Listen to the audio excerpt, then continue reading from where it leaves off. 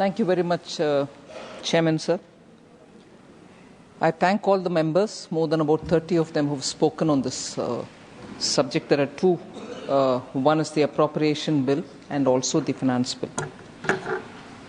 Without taking too much of time in making an opening statement, I'll just briefly tell about what specifics are noteworthy in the Finance Bill, and post that try to address the members who have raised issues or sought clarification on some of the specifics in the Finance Bill. So the Finance Bill 25 actually continues with the philosophy of our government, whereby we want to provide tax certainty. We also want to do ease of business related steps, and that is an ongoing process, and this Finance Bill also has some very important ease of doing business related steps, and above all, honor the Indian taxpayer. So major steps have been taken towards Indian taxpayer, both in the sense of the personal income tax and also for those businesses which depend on import of raw material and also have encouraging policies which can help exports. So we have ensured that we honor the taxpayer and take such policy measures which will help them so that India can speed up its progress towards 2047 for a Vikasit Bharat. So the income tax is one of the major things about which many of the members have come personally to me to thank, and I actually thank the Honourable Prime Minister who set me on this task much before the budget preparation commenced, to say, please look at what are the possibilities of helping the middle class and also helping the taxpayers. And I must thank the entire team in the Finance Ministry, where all of us had to see what are the kind of things we can do. And once we came up with the tax proposals and presented before the Honourable Prime Minister, he readily agreed and said we should honour the Indian taxpayer, so please, this is something which I support. So I am grateful for having made the entire Finance Ministry's job easier when we went with a proposal, because the tendency would be for the Finance Ministry to be cautious, not to let go revenues. But here we really wanted to use this opportunity to make sure that we respect the Indian taxpayer, and that's where we moved towards giving this 12 lakh as the number till which no one will have to pay any tax. Of course, if you're earning up to 12 lakhs, you don't pay anything. If you earn more than that, there is a simplified, now that is also brought in this finance bill, which is now passed by the Lok Sabha and is for the consideration of the Rajya Sabha. The rates have also been brought down, and the slabs have also been made to smoothly move from one to another without huge jumps. Absolute simplification. And as a result, when you give rates which are going to be lesser than what it was before and gradually improving, gradually increasing in rates, the benefits accrue for everybody. So it's not as if we've given only 2 crore taxpayers, but we've given for every taxpayer some of the other benefit. Of course, it's very favorably skewed towards the lower income groups and the middle class. And that is why, in order that we don't lose revenue, but yet give the relief, we brought in the rebate system, which I'm sure any person dealing with the finances and also the public finance observers will understand. It's a legitimate way of giving that additional succor for those who need it. So that is the personal income tax. I don't want to get into details about what the marginal benefit that we extend for those who just cross 12 and what happens to them. Do they end up paying higher than before and all that? So even for that, enough explanation has been given during the budget speech itself. The second major thing that this finance bill does is to bring in the TDS rates rationalization. In fact, in respect of sale of goods, the requirement for TCS under section 206C 1H is proposed to be completely done away with. These kind of steps which are either bringing it down or completely removing TDS and TCSs, help the tax assessee and also help those who collect the tax and who have to remit it in the government's account. So, and also to reduce the multiplicity of rates and compliance burden, it is proposed to bring down certain TDSs and certain TCS rates, the TCS which has been done away with, I've already said, and increase certain thresholds for the requirement of tax to be deducted at source or collected at source. So both the threshold is being raised and the TDS collection itself is being brought down.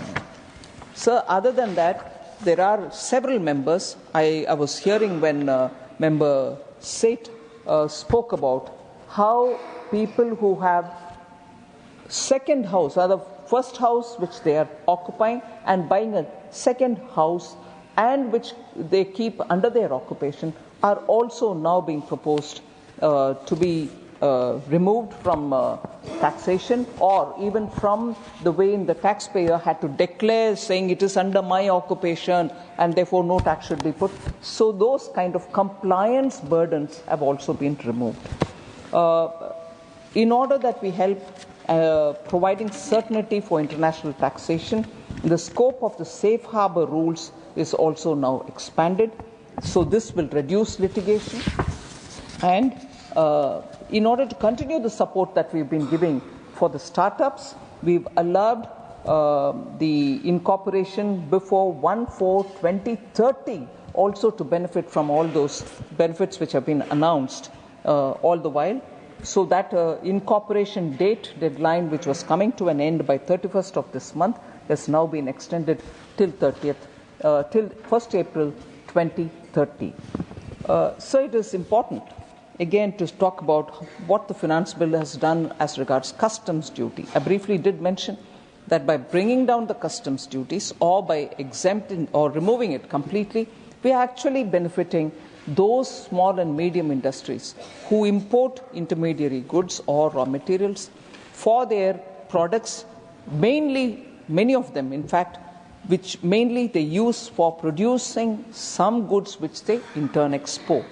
So anyway, we wouldn't have allowed them to have the tax be exported. But even for those who are not exporting within the country, by bringing down the custom duties, we've actually helped in the manufacturing sector in this country. So we have used this opportunity to rationalize tariff structure and to address the duty inversion. Through this, I feel there will be more domestic value addition in industries. It will promote exports as well and absolutely facilitate trade and provide relief to the common people.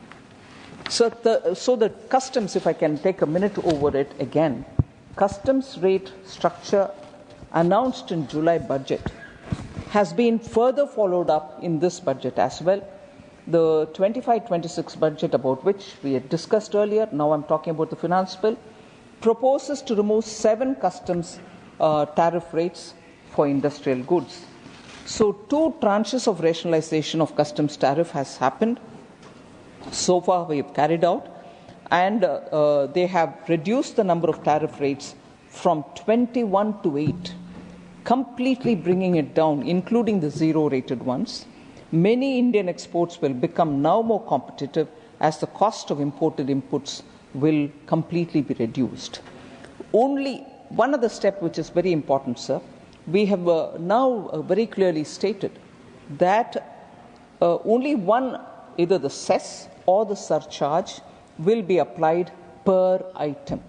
So social welfare surcharge to be exempted on 82 tariff lines which are already subject to a cess. So the burden of a cess over which we bring in the burden of the surcharge will no longer happen. So the budget proposes to add 35 additional capital goods for the production of EV battery manufacturing, EV battery, and also 28 additional capital goods which are important for production of mobile phone battery are now being added to the exempted goods list. So they are not going to anymore be taxed, Therefore, we will be enabling the production of EV battery in this country and also more mobile phones and mobile phone batteries in this country. So those capital goods being exempted will actually benefit these two sectors. I've also read during the budget that fully we exempt basic custom duty on cobalt powder and waste, the scrap of lithium-ion battery, lead, zinc, and 12 more critical minerals. All these are in addition to the 25 critical minerals which were fully exempted from BCD in the July 2024 budget. So if you would see that consistently, budget after budget, we are coming up with reduction in duties so that India's aspiration for being a manufacturing hub and also India's aspiration in building capacities for battery manufacturing, advanced chemistry is being supported. So this is a consistent thing. I heard quite a few members saying, oh, the tariff war has started, so in response to the tariff announcements made by President Trump, here are we doing it? No, we have been doing it from 2023. Steadily, every year, newer items are being brought in, keeping in mind Atmanirbhar Bharat, at the same time Vikasit Bharat's requirements, as much as simplifying the customs duty and the compliance details. So this is an ongoing process. It is nothing to do with today's global situation, but a process which will continue even in the future. So, sir, one other relief which is important for me to put on the table here is we are extending the time limit for the end use of imported inputs in the relevant rules from 6 months to 1 year. Just to explain this, there are a lot of exporters who import items and on the very clear understanding that these imports are for value addition or manufacturing of a product which will get exported. So we allow it without duty, and when they come, they are expected to be used, produced and exported out within a matter of 6 months. Many exporters had difficulty. They wanted an extension of time, and therefore we have given them 6 months to 1 year. What was 6 months, we have extended now by another 6 months and said if you imported an item without duty and you want to export it, you have full 1 year's time, comply with it for that within that 1 year. And also for such importers, we will now have to file only quarterly statements and not monthly statements. Now it is monthly statements. We are saying, all right, you do it only quarterly so that the compliance burden is completely off their shoulder. Sir, there is one particular amendment which we brought in as government amendment, but it's now cleared from the Rajya Sabha, so it's part of the finance bill which has come here. I would like to highlight that. For the first time, our government had implemented the full parity between the pensioners of pre and post 7th Pay Commission, Central Pay Commission. All pensioners of the central government who had retired before 1/1/2016 are now drawing the same pension as employees who retired after 1/1/2016. The demand of pensioners regarding parity has been agreed to and implemented by this government. I'd like to thank Prime Minister Modi for having brought in that treatment, equal treatment for all pensioners, and this is something which we have taken on board in this finance bill. The Prime Minister had approved the establishment of the 8th Central Pay Commission also, which is now, I'm sure all members do have the information on it, to revise salaries and benefits of central government employees in January 2025. So just to highlight as to why this amendment here.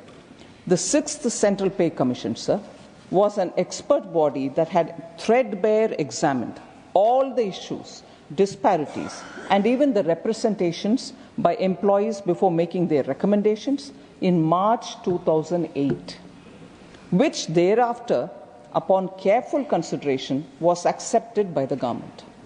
The manner of fixing pension, which was recommended by the 6th CPC, was similar to the previous CPCs. So, through this amendment which we brought in the Lok Sabha and after Lok Sabha's passing, which is now before us, that the government is restoring the recommendations of the 6th Central Pay Commission and respecting it as an expert body. In this, I just want to add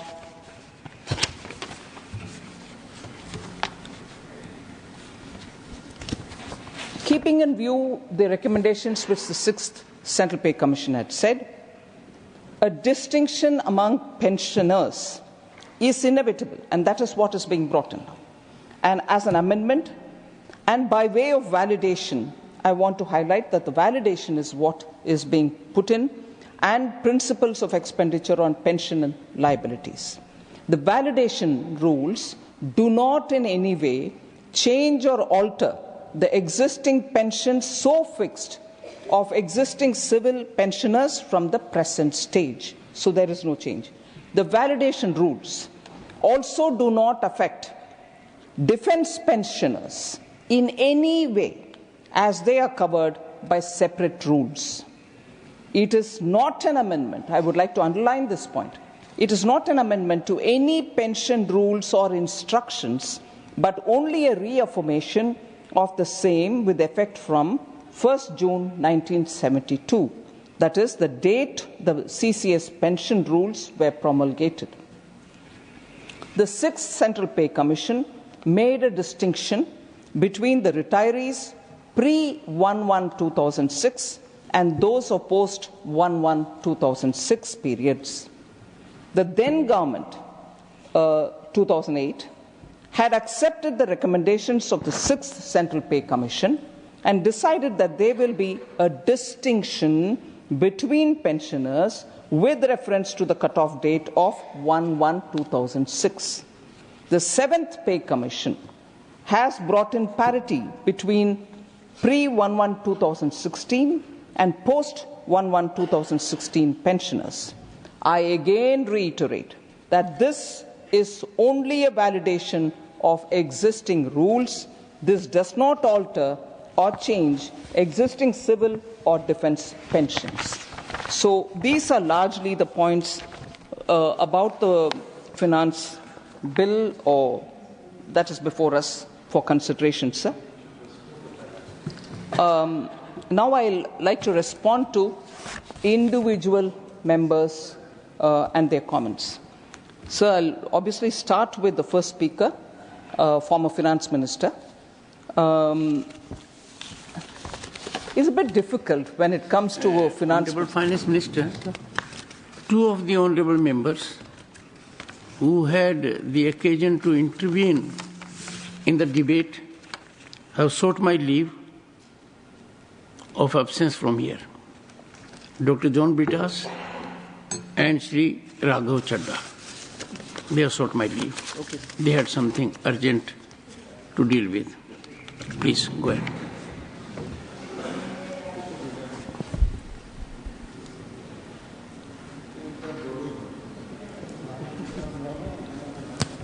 Sir, the former finance minister's observation was that the NDA government started with 4.3% of fiscal deficit. It certainly improved to 3.4%, but it rose to 4.8% in 2024-25, that is now. And that the previous governments also had faced various types of crisis, Asian finance crisis, GFS, the global financial crisis, taper tantrum, and so on.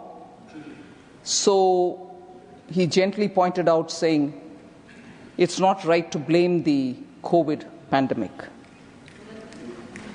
Sir, I'd like to just put it on record here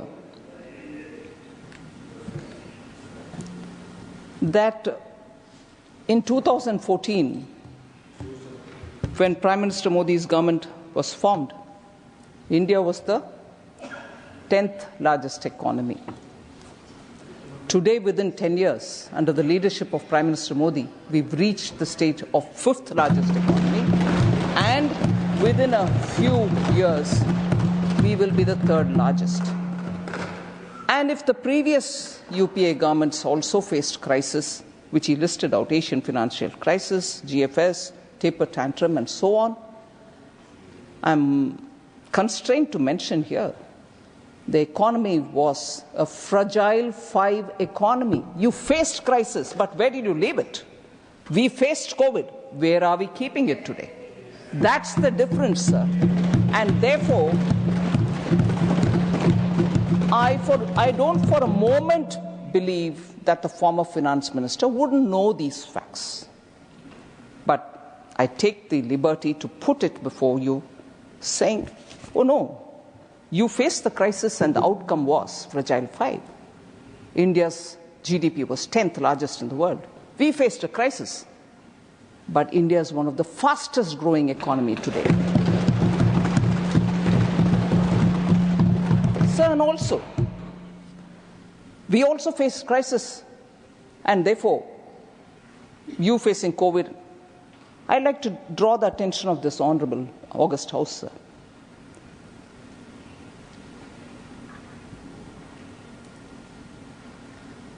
Congress-led UPA itself admitted that India was not unduly affected by the 2008 global financial crisis.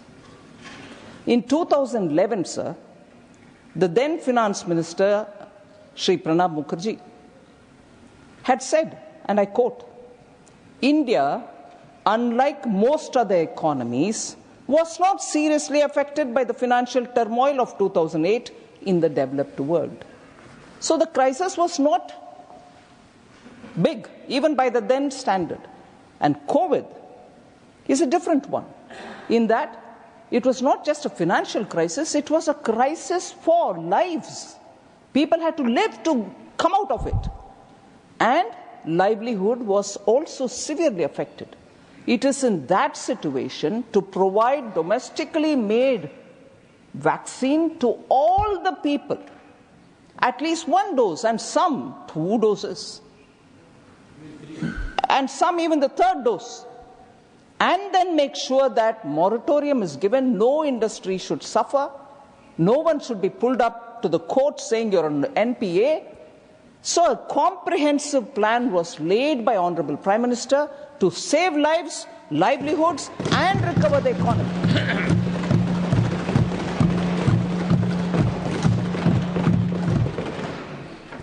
So, I want to highlight, sir, also a few points from the white paper which was released in 2024. In the 6 years between 2009 to 2014, the ratio of India's gross fiscal deficit to gross domestic product was at least 4.5%. It was between 4.5 and 5 in 3 years, between 5% and 6% in 1 year, and more than 6% in 2 years. What was hidden was even higher. The special bonds, that is the oil bonds, in lieu of cash subsidy issued to the oil marketing companies, fertilizer companies, and Food Corporation of India, totaled nearly 2 lakh crore in the 5 years from 2006 to 2010. Accounting for such hidden debt would have swelled the fiscal deficit from 6.1 to 7.9% in 2008-9 alone. So, one, the numbers were not really stating the full story, and two, you really didn't face a big crisis, which is the words which I can see from Sri Pranab Mukherjee's own statement.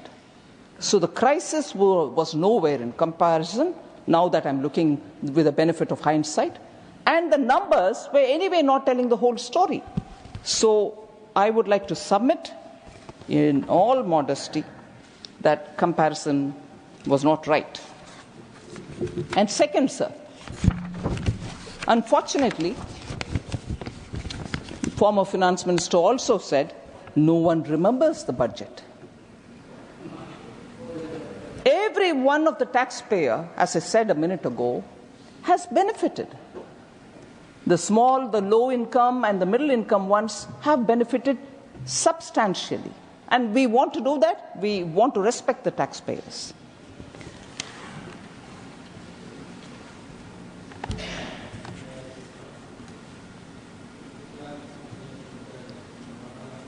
Actually, when there is a level of expectation being met, I'm not saying every expectation is met, but at least when the middle income groups wanted some recognition and some relief, and when we have given something, people are only, I've also been traveling to different places where I've been talking about the budget. I've heard people say, thank you very much, it's a great relief. We can now decide where we want to use that money, consumption or investment or savings or spend on our children's education. So actually, there are people remembering the budget for that and coming to me to say that, which they didn't have to. Last week in Chennai also people can do it. Yes, sir. So, people remember the budget or don't remember the budget. I'm seeing it as probably this budget has not given enough things with which the Congress is able to thrash the government or hit the government saying, oh, you've not done this, oh, you've not done this. In general, they are unable to pick anything as criticism, and therefore this generic, no one remembers the budget. I would like to think that that was a statement in a left-handed sort of way, compliment for the budget. So then, I thought the worst thing was to hear this from the finance minister, former finance minister. I can't believe he said this, but I want to admit, and therefore I want to explain why that wasn't right for him to have said it. There's no fiscal strategy in the fiscal policy statement. There is no guarantee that the fiscal deficit will decline. Sir, just off the cuff, since after 2020, we gave ourselves a glide path for the fiscal deficit reduction. And every year, if anything, anyone could have looked at the fiscal deficit number the moment the budget was read out. Not 1 year did we slip. Every year we've kept with the glide path given, and we are going towards meeting the fiscal deficit which we have given in the glide path, which everybody has looked at. So, the government has actually brought out a clear fiscal strategy for the year 25-26, and that is as required by the FRBM Act 2003. I would like to mention that a full section has been dedicated in the medium-term fiscal policy strategy statement, explaining the government's fiscal policy strategy in 25-26 budget document set that you get. It is there. I quote from para 37, the medium-term fiscal policy strategy statement. I quote, sir, the fiscal policy stance for 25-26 inter alia includes cross-sectoral reforms to augment the economy's growth potential and its employment intensity, boosting domestic demand, continued focus on effective capital expenditure, creating new capacities and cutting-edge new technologies, investments in the development of human capital, saturation approach to social welfare, and strengthening the social safety net.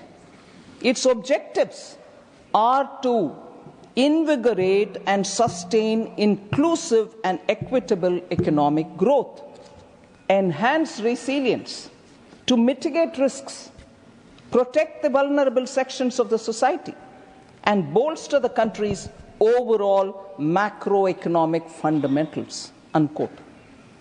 So this is there in the document which was presented during this budget. I would like to further mention that the very para itself very much aligns with the government's own policy announcements, which was made in the budget speech. I quote again from para 3 of the same statement. The nimble fiscal policy strategy adopted by the Union government in the past COVID-19 pandemic years has generated desired fiscal policy results while providing for the country's development needs, in line with the commitment made in budget for 21-22, 2021-2022, the country is well on track to attain a fiscal deficit to GDP ratio below 4.5% in 25-26, 2025-2026. Continuing on this path, the Union government in the budget speech of 24-25, the regular budget, has outlined a medium-term fiscal policy stance. It seeks to keep the central government fiscal deficit to GDP ratio such that the debt to GDP ratio is on a declining path. And this is in Annex 1, so anybody can see it. So it's amazing that in spite of this explicit mention in documented sets which go out, these are clearly given. I would request and appeal to the former finance minister to go back, look at these. Look at these, read these. And they are in alignment with what we've said in the budget speech. They are not one way, we are not another way. Everything aligns. Sir, with a bit of hesitation, and I hope you will give me that little margin because I'm defending my position here. I find if the former finance minister says something here in this House, actually on those items, on those issues, Government of India under the leadership of Prime Minister Modi achieves that much and more. I'll give you one example. Sir, on 9th February 2017, former finance minister spoke and he said he doubted the digital transactions, the digital public infrastructure that we created. And he said, and I quote, "You have now made certain transactions mandatorily non-cash. I support it, but that is the way to go. And not to tell people, go to your village fair, buy potatoes and tomatoes, and pay ₹7.50 by a credit card. What will the poor lady do? Does she have a POS machine? Does she have a POS machine there? Is it connected to an electricity source? Is there a Wi-Fi there? Is the internet working there? What kind of false picture you are presenting?" Unquote. Sir, action proves what we have done in terms of digital public infrastructure under the leadership of Prime Minister Modi. So, the concern expressed by the former finance minister has been squarely addressed. Similarly, in the fiscal deficit related concern that is expressed, I'm sure he will now appreciate that we have laid the path both for the immediate term and the medium term, and we shall achieve it like we have done it till now, all the 4-5 years. This year ends the number, coming year will end the number, below 4.5% fiscal deficit. Not 1 year's slippage. I'm sure this should give him adequate confidence to believe and trust in Prime Minister Modi's leadership.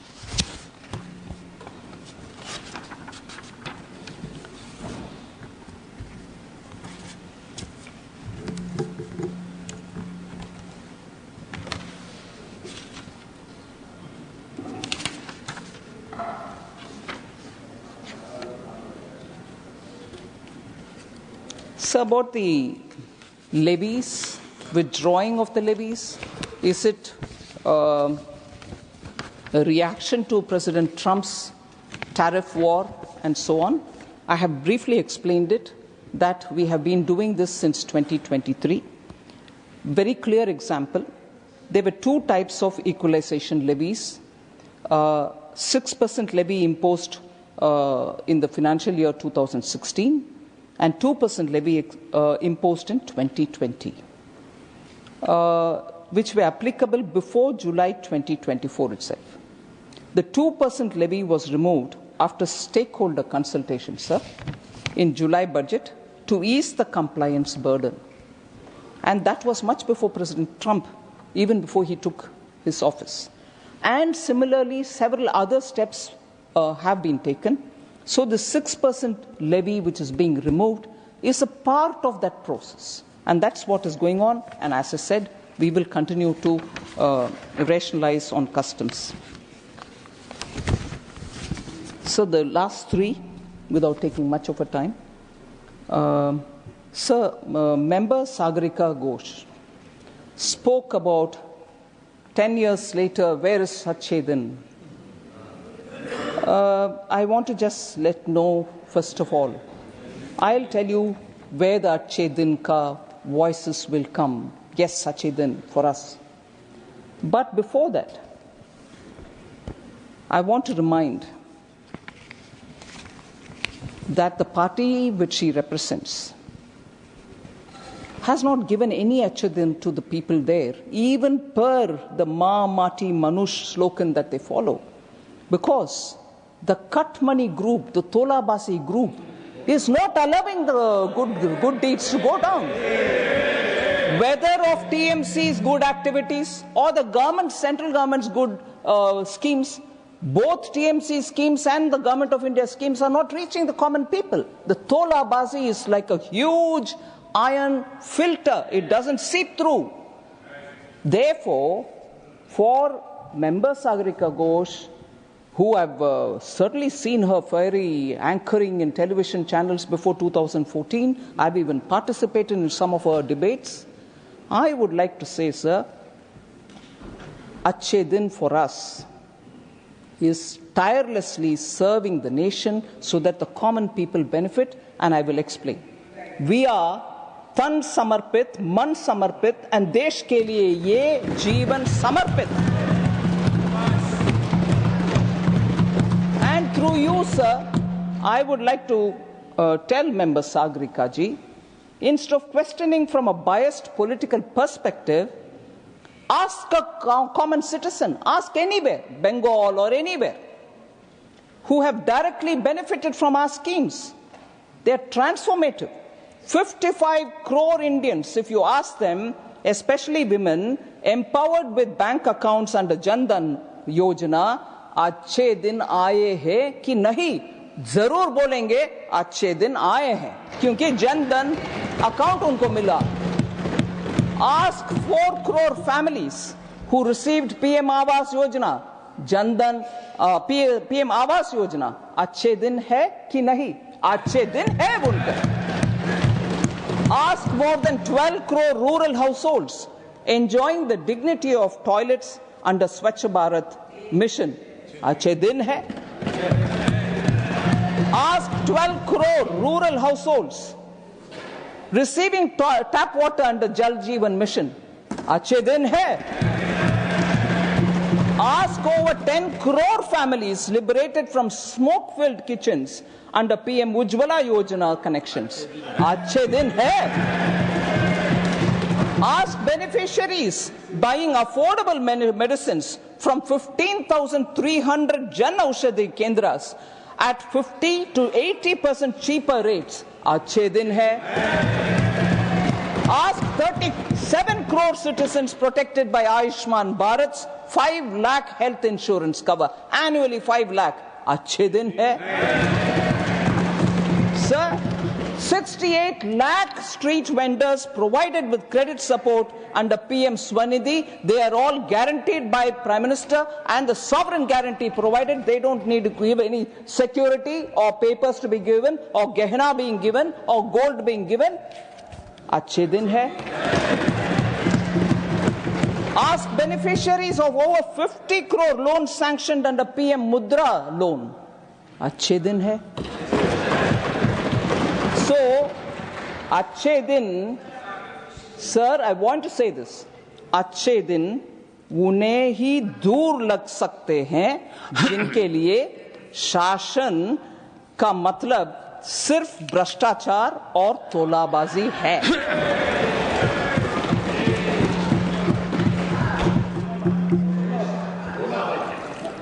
Sir, Member Priyanka Chaturvedi, I'm not sure if she's here, she spoke about cesses and surcharges. I want to underline, sir, I'm sure the honourable member is quite informed on this matter. It's not a novel tax that we have brought, cess or surcharge. It's been for a very long time a part of India's fiscal policy. Health and education cess and surcharge, for instance, were introduced in 2004. And as per Article 270 of the Constitution, cesses and surcharges are not shareable with the states. It's constitutionally clearly said.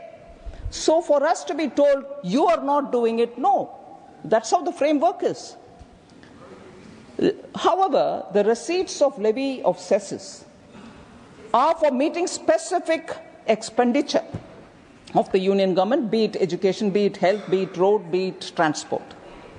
And contrary to the claims, sir, that states do not benefit from cesses and surcharges, I'd like to clearly say these are the funds which are being used for centrally sponsored schemes like Manrega, National Food Security Act, and these schemes are either predominantly or fully funded by the centre but implemented by the states.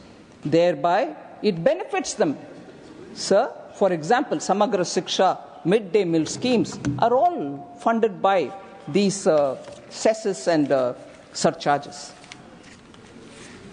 The states are the ultimate beneficiaries of cesses, as the cess collection are spent in the states itself.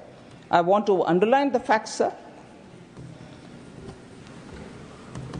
In the 6 years between 2019 and 20 and 24 to 25, 1920 to 24-25, 6 years, the cumulative utilization has exceeded collections, with 105% of the total cess collected already utilized.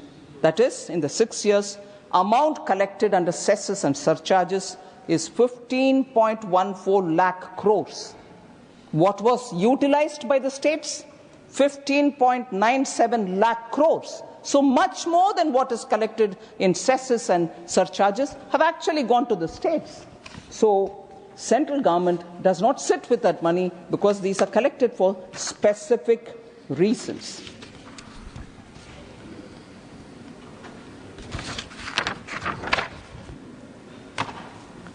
So I literally come to the last one thing. Before I say that, the last point, I was quite fascinated by Honourable Member Thambidurai's intervention when he was talking, because we often hear statements, and one or two points which Honourable Member Thambidurai said is something which is important for us to recollect. He said, if I've heard him right, the overall outstanding liability of Tamil Nadu is more than 8 lakh crores. I guess member said that. And during the DMK period, 4 lakh crores have been taken in addition. This 8 lakh crore, 4 comes during the DMK rule. We don't know where the money has gone. And the DMK members criticize here about the central government. I'm indeed grateful to Member Thambidurai for having said that. And he also spoke about the scams where there are raids and so on. But I want to use this opportunity to talk about tax devolution to Tamil Nadu, sir. Sir, 58,021 crores has been budgeted as tax devolution for the upcoming year, 25-26, which will start from day after tomorrow. Tax devolution to Tamil Nadu between 2004 and 14 was 94,971 crores. Between 2014 and 24, which is the last year, we are not including this year, 2,92,013 crores, which is 207% more. Grants and aid and from Government of India during 2004 to 14 was 57,925 crores. Now, meaning 2014 to 24, 2,55,875 crore, 342% increase. So, if I'm comparing only 2 periods, sir, I would like to say net proceeds of shareable central taxes to states under finance commissions. Yes, I'm just going to read that. Will you please just hang on? I'm giving the percentages. 12th Finance Commission, sir, 2005 to 10, 30.5%. Net proceeds of shareable central taxes to states under finance commissions. 13th Finance Commission, 2010 to 15, 32%. 14th Finance Commission, 2015 to 20, 42%. 15th Finance Commission, 2020 to 26, 41%, and that is 1% reduction because of the UT, which is J&K. Now, sir, I also want to underline the fact that the Finance Commission, 14th Finance Commission, when the report was submitted and 2014 Honourable Prime Minister received the report and the Cabinet went through it and so on, there was one recommendation, sir, which is very important, because I've heard Member John Brittas also talking about central schemes, Priyanka Chaturvedi ji talking about, central sector schemes and so on. That Finance Commission, which actually raised the devolution from 32 to 42%, had said, you may please close down all the central sector schemes. Now that the devolution is far more than before from your hands to the state, close the central sector schemes. You shall shut it. No centrally sponsored schemes. But Prime Minister Modi, having been a chief minister in a state, understanding the requirements of the state, said, no, I will continue with these 2 schemes as well. So, if we are being repeatedly told, the Finance Commission gave this, he is actually keeping in mind the states and their priorities, did not go by that recommendation, which said you can shut these schemes. Having given from 32 to 42, please, you can shut it. 32 to 42 is also accepted, but this suggestion is not accepted, and we still go on funding the central sector schemes and central sponsored schemes. So please, we need to please put it in context rather than hurry to conclude about. Sir, Kerala, I have Member Santosh Kumar. And John Brittas, of course, has sought your permission not to be here today. With this, I will finish, sir. I won't take much of your time. Kerala has received 1.57 lakh crores in 2014 to 24, the current reference period, which is an increase of 239% over the UPA period. How much did they receive during 2004 to 14, sir? 46,300 crores. What are they receiving now? 1.57 lakh crores. Kerala is being differentiated, discriminated. Please, we follow what the recommendation of the Finance Commission is, and that is what is going to you all. And that is not lesser than what you received earlier. Grants and aid surged by 509%. Percentages. What did they receive in 2004 to 14? 25,630 crores. What are they receiving during 14 to 24? 1.56 lakh crores. Sir, over and above this, what the Finance Commission did not suggest, and I entirely give the credit to Honourable Prime Minister, that post-COVID, because states also will have to revive their economies faster, he made it a point to say, please give a special assistance of capital expenditure for states. 50 years interest-free. Kerala received 2,715 crores. That was not even mentioned by the Finance Commission. But here we go. We made sure that Kerala also receives and doesn't suffer. So Kerala has never been, and I like to say this with a sense of responsibility, has never been supported better than this government, the way in which Prime Minister Modi has supported it. In terms of actual numbers, in terms of actual projects. And I'm not naming the project. There was a project, sir, where highway has been extended from one destination to a point, and from the other destination to this point, but midway there was it the Kollam junction or something, which was waiting for 40 years. It was Prime Minister Modi who completed that little bit. It was litigated upon. From A to B, the road goes, but there is one little patch which, because it was in the courts and other things, every government gave excuses, it wasn't completed. Prime Minister Modi made sure that every hurdle was crossed legitimately, and that project was completed. 40 years for a road. That's fine, but wasn't it taken earlier? The initiative was not taken by state government earlier. It required Prime Minister Modi to come. Pehle karna tha na? Don't, please. 40 years they sat with it. Different central governments.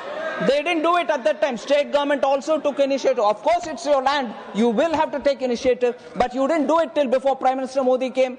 So, sir, sir, I'll tell you. Sir, I'm sorry to have to bring this. I wouldn't have said it here in the House. And these are not my words.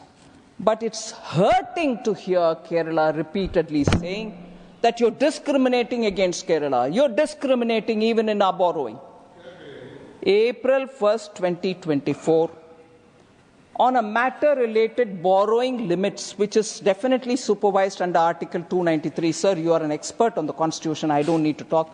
Article 293, Centre has the authority to look at the borrowings of the states. In that matter, they went to the Supreme Court, sir. And on April 1st, I'll just read two observations which were given. I never would imagine, I didn't think I'll be having a day when I have to say this, because all right, it happens in court, you have a difference, I have a difference, we go to the court. But repeated, in spite of giving all the facts, repeatedly alleging, oh, Prime Minister Modi doesn't do this for Kerala, doesn't do this. I want to quote the court's words. Supreme Court's own words. Quote, if the state has essentially created financial hardship, if the state, I repeat, if the state has essentially created financial hardship because of its own financial mismanagement, such hardship cannot be held to be an irreparable injury that would necessitate an interim relief against the union. I didn't say it, unquote. This is Supreme Court, sir. Another line that they said,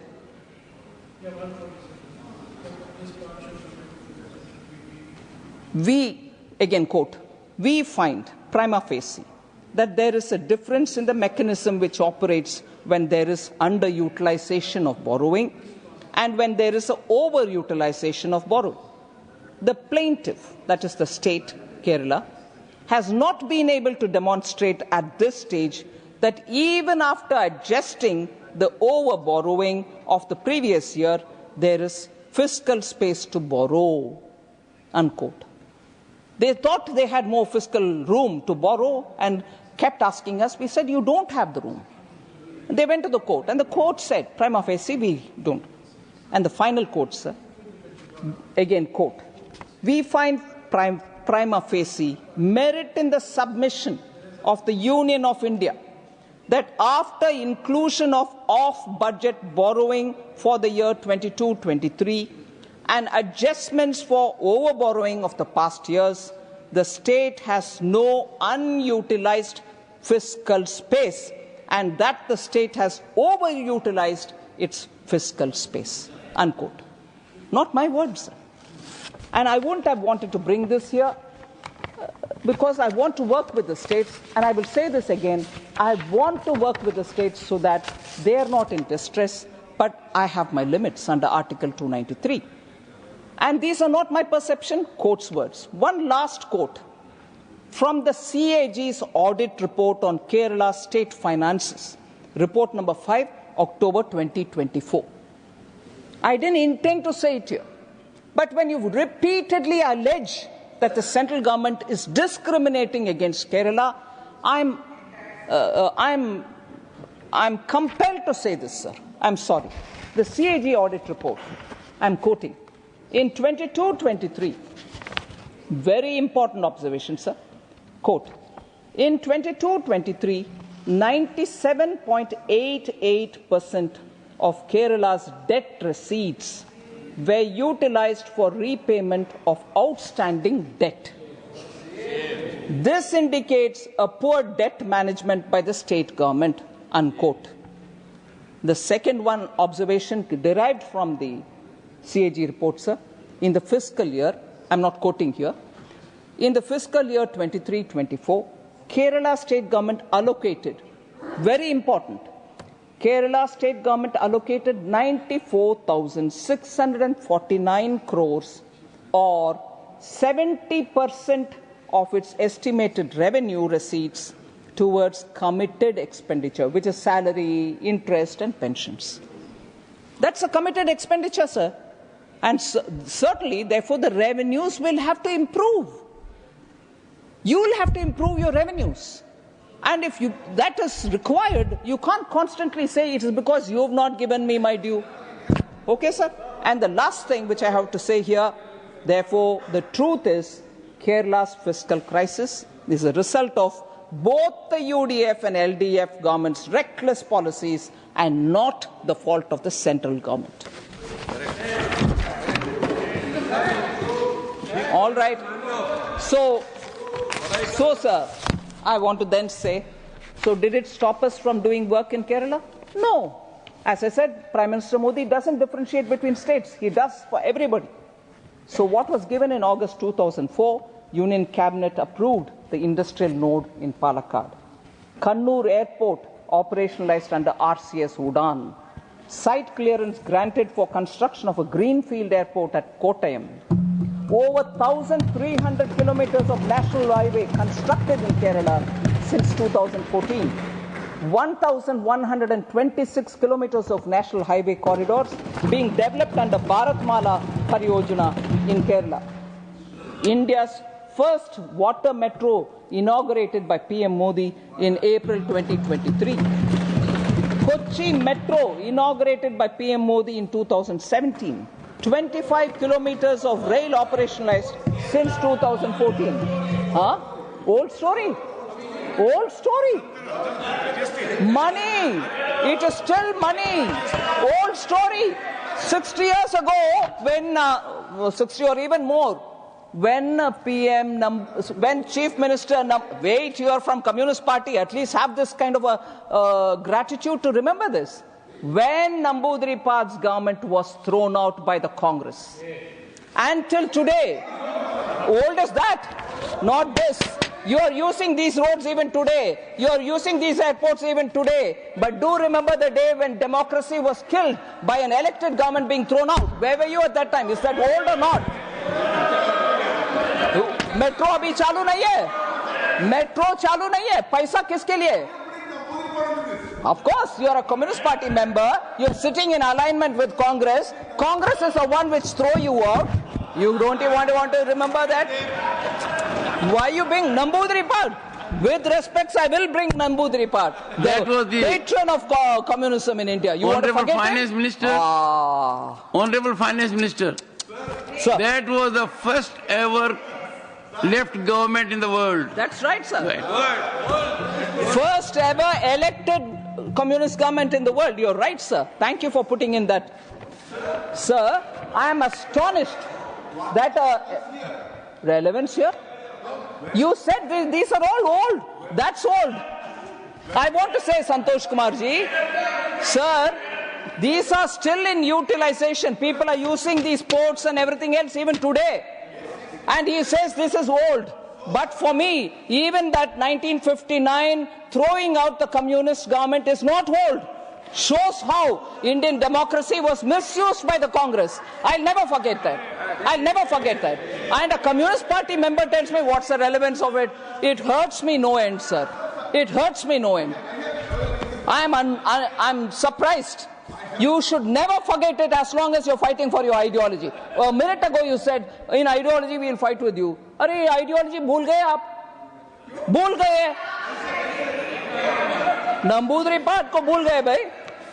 Sir, Kochi Metro inaugurated by Prime Minister Modi in 2017. It is still operational. Santosh Kumarji uses it, but he says, what is it that's old? He uses it, but he's forgotten. Not even a decade is completed, sir. 25 kilometers metro rail operationalized since 2014. Record railway budget allocation of 3,042 crores. 125 kilometers of new tracks constructed in Kerala since 2014. 2 Vande Bharat trains are started. 35 railway stations are being redeveloped. These are old, maybe for Santosh Kumar, but the people of Kerala remember all this. Social infrastructure, sir. I'll finish with this. 1.6 lakh houses built in PM Awas Yojana. 2.5 lakh household toilets constructed under Swachh Bharat Mission. Over 21 lakh tap water connections provided under Jal Jeevan Mission. 82 lakh Ayushman cards provided. 1,500 plus Jan Aushadhi Kendras operationalized. 66 lakh Jandan accounts opened. Accounts are running even today. People are using it. 1.6 crore mudra accounts sanctioned. They are all now people living in there and benefiting because they were denied all this earlier. Now it's being given. Thank you very much. Secretary General, message from Lok Sabha. Sir, with your kind permission, I rise to report that the Lok Sabha at its sitting held on 27th March 2025 passed the Immigration and Foreigners Bill 2025. I lay a copy of the said bill on the table. I shall put the motion regarding consideration of the appropriation. Honorable Finance Minister, clarification. Left to you. Yes. Left to you, sir. Honorable. Honorable. Yes, it's there. Both mics are there. I'm grateful to the Honorable Finance Minister for clarifying the sections regarding pensions and the validation. I understand that. It was section 142 to 145 of the original bill. It has now become 147 to 149 or 50. That's correct. And therefore, in order to validate, she has given retrospective effect from 1st June 1972. That is also correct, and I'm grateful. But I want to know if it retrospective for 1st June 72, and it is only purposes validation of the past, why is there not a sunset clause at the end? This power, which she is taken under the original bill section 144, will continue for the future also. So having given retrospective effect from 1st June 72, which is correct, she should add a sunset clause 31/3/2020. Honorable Finance Minister. Oddly, sir, I'm not getting into the details. Now newer pay commissions are also coming. They'll also talk about it. And based on that, the whatever has got to be affected will take place. So we'll wait for the new Central Pay Commission report, and from there we'll take it.